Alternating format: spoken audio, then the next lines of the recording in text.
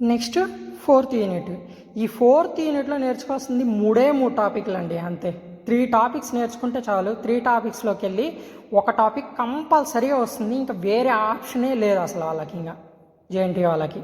ఓకేనా? సో ఇక్కడ మీకు కనిపిస్తుంది కదా 3 టాపిక్స్ అని ఇచ్చినాను, బట్ కానీ ఇక్కడ 1 2 3 4 5 6 టాపిక్స్ కనిపిస్తున్నాయి. బట్ కానీ ఈ 6 టాపిక్స్లో మీరు ఒక టాపిక్ నేర్చుకుంటే ఇంకో టాపిక్ సిమిలర్గా ఉంటుంది అనమాట. ఇందులోకి వెళ్ళి ఒక టాపిక్ నేర్చుకుంటే ఇంకొక టాపిక్ సిమిలర్గా ఉంటుంది. సో డెడ్ ఈజీగా ఉంటుంది అనమాట ఈ 4th యూనిట్. అయితే ఈ 4th యూనిట్లో ఒక డిసడ్వాంటేజ్ ఉంది. అదేంటంటే మీరు అన్ని టాపిక్స్ నేర్చుకున్నప్పటికీ కూడా ఒకవేళ ఈ 4th యూనిట్ నుంచి ఇంపార్టెంట్గా ప్రాబ్లమ్స్ రావడానికి పాసిబిలిటీ ఉంది. ఒకవేళ అట్లా ప్రాబ్లమ్స్ వస్తే మీరు 6 టాపిక్స్ నేర్చుకున్నా కానీ 6 టాపిక్స్ అనేది యూస్ఫుల్ అవ్వకుండా పోతుంది. సో ఒకవేళ వస్తే కనుక ఈ 6 టాపిక్స్ నుంచి తప్ప వేరే టాపిక్స్ నుంచి క్వశ్చన్ రావడం, లాంగ్ ఆన్సర్ రావడానికి పాసిబిలిటీనే లేదు. ఇంకా వేరే ఆప్షన్ కూడా లేదు వాళ్ళకి ఇంకే లాంగ్ ఆన్సర్స్లో ఇవ్వడానికి. సో కాబట్టి అందులోకి వెళ్ళి డీసీ జనరేటర్. ఇప్పుడు డీసీ జనరేటర్ నేర్చుకున్నాం అనుకోండి, డీసీ మోటార్ కూడా కన్స్ట్రక్షన్ సేమ్ అనమాట.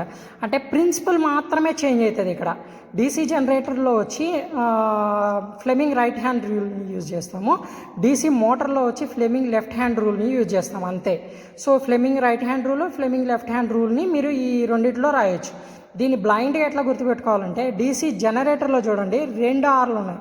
జనరేటర్ 6 2 Rలో చేయబట్టి right hand rule, Fleming right hand rule. ఇక్కడ మోటార్లో చూడండి 1 R ఉంది. సో కాబట్టి అది లెఫ్ట్ హ్యాండ్ రూల్ అనమాట. సింపుల్గా అట్లా గుర్తుపెట్టుకోవచ్చు.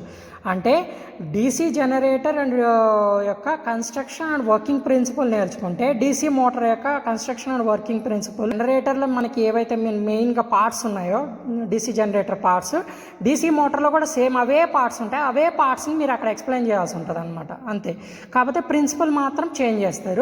ఇప్పుడు డీసీ జనరేటర్కి డీసీ మోటార్కి ఇంకొక డిఫరెన్స్ ఏంటంటే డీసీ జనరేటర్లో మాత్రము డిఫరెన్స్ వచ్చి కామ్యుటేటర్ అనేటువంటిది ఎక్స్ట్రాగా వస్తుంది. ఈ కామ్యుటేటర్ అంటే ఏంటి అంటే ఈ కామ్యుటేటర్ అనేది మెకానికల్ రెక్టిఫైయర్ అనమాట. అంటే ఏసీని డీసీగా కన్వర్ట్ చేస్తుంది. ఇది డీసీ జనరేటర్ కాబట్టి మనకి ఏదైతే ఆ వీల్ ఉందో ఆ వీల్ ఒక సైకిల్ రొటేట్ అయితే ఆ ఒక సైకిల్ ఏంటంటే ఒక పాజిటివ్ హాఫ్ సైకిల్, ఒక నెగిటివ్ హాఫ్ సైకిల్కి సమానం.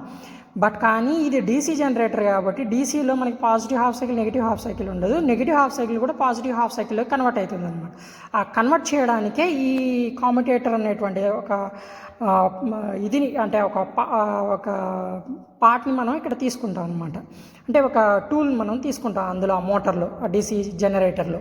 దాని గురించి ఎక్స్ప్లెయిన్ చేస్తారు, అంతే. ఈ డీసీ మోటార్లోకి వచ్చేటప్పటికి మీరు ఏం చేస్తారంటే బ్యాక్ ఈఎంఎఫ్ అనేటువంటిది జనరేట్ అవుతుంది. ఈ బ్యాక్ ఈఎంఎఫ్ అనేటువంటిది మనం ఇచ్చినటువంటి సప్లై వోల్టేజ్కి రివర్స్గా ఉంటుంది అనమాట. ఓకేనా? ఈ 2 పాయింట్స్ గుర్తుపెట్టుకుంటే డిఫరెన్స్ కన్స్ట్రక్షన్, వర్కింగ్ ప్రిన్సిపల్. ఇందులోకి వెళ్ళి ఒకటి నేర్చుకుంటే ఇంకొకటి ఫ్రీ అనమాట. ఓకేనా? డీసీ జనరేటర్ యొక్క construction, working principle. DC motor యొక్క కన్స్ట్రక్షన్ సేమ్ ఉంటుంది, ప్రిన్సిపల్ చేంజ్ అవుతుంది. డీసీ జనరేటర్లో ఎక్స్ట్రాగా ఒక పార్ట్ గురించి మీరు రాసేది ఏంటంటే కామ్యుటేటర్ గురించి రాస్తారు. డీసీ మోటార్లో ఎక్స్ట్రాగా మీరు రాసేటువంటి ఒక పార్ట్ ఏదంటే ఈఎంఎఫ్, బ్యాక్ ఈఎంఎఫ్. అంటే ఈ కామ్యుటేటర్ని మీరు ఈ మోటార్లో తీసేసి బ్యాక్ ఈఎంఎఫ్ గురించి మీరు రాసేస్తే సరిపోతుంది అన్నమాట. ఓకేనా? నెక్స్ట్ ఇంకొకటి వచ్చి కన్స్ట్రక్షన్ అండ్ వర్కింగ్ ప్రిన్సిపల్స్లో 3 phase induction motor, single phase induction motor, synchronous generator. ఈ 3 టాపిక్స్ వెరీ వెరీ ఇంపార్టెంట్. ఈ 3 టాపిక్స్లోకి వెళ్ళి ఒక టాపిక్ అనేది కంపల్సరీగా రావడానికి పాసిబిలిటీ ఉంది. అంటే టోటల్గా ఈ 6 టాపిక్స్ నేర్చుకుంటే మీకు 10 మార్క్స్ వస్తాయన్నమాట. ఓకేనా? సో అంటే నేను ఇక్కడ ప్రతి యూనిట్ నుంచి 10 మార్క్స్ అని చెప్పుకుంటూ వస్తున్నాను. అంటే టోటల్గా 5 యూనిట్స్ నుంచి 50 మార్క్స్. ఓకేనా? బట్ కానీ రిమైనింగ్ 10 మార్క్స్ ఎక్కడ అవుతుంది అంటే నేను మినిమం మార్క్సే ఇక్కడ చెప్తున్నాను ప్రతి యూనిట్ నుంచి. అంటే 10 మార్క్స్ రావచ్చు, 10 మార్క్స్ కంటే ఇంకా ఎక్కువ కూడా రావచ్చు అనమాట, పాసిబిలిటీ ఉంది. సో ఈ టార్క్ స్లిప్ క్యారెక్టరిస్టిక్స్ అనేది చాలా ఇంపార్టెంట్. ఒకవేళ వస్తే ఇది లాంగ్ ఆన్సర్లన్నా వస్తుంది, లేకుంటే అట్లీస్ట్ షార్ట్ ఆన్సర్లన్నా వస్తుంది అనమాట. ఓకే? ఈ 6 టాపిక్స్లో చూసినట్లయితే మనకి 3 ఫేస్ ఇండక్షన్ మోటార్ నేర్చుకుంటే single phase induction motor easy అనమాట. ఈ 3 ఫేస్ ఇండక్షన్ మోటార్కి సింగిల్ ఫేస్ ఇండక్షన్ మోటారు సిమిలర్గా ఉంటుంది. ఇప్పుడు 3 ఫేస్ ఇండక్షన్ మోటార్ నేర్చుకుంటే సింక్రోనస్ జనరేటర్ కూడా ఈజీ అనమాట. దీనికి డిఫరెన్స్ ఏముంటుంది అంటే పోల్స్ మాత్రమే డిఫరెన్స్ ఉంటుంది. ఒక దాంట్లో ఏమో స్టేటర్కి కనెక్ట్ అయి ఉంటాయి పోల్స్, ఇంకొక దాంట్లో ఏమో రోటర్కి ఫీల్డ్కి కనెక్ట్ అయి ఉంటుంది అనమాట పోల్స్. అంతే డిఫరెన్స్, ఇంకేం ఉండదు. రిమైనింగ్ డయాగ్రామ్ ఏదైతే ఉంటుందో ఆల్మోస్ట్ కొంచెం సిమిలర్గానే ఉంటాయి అన్నమాట.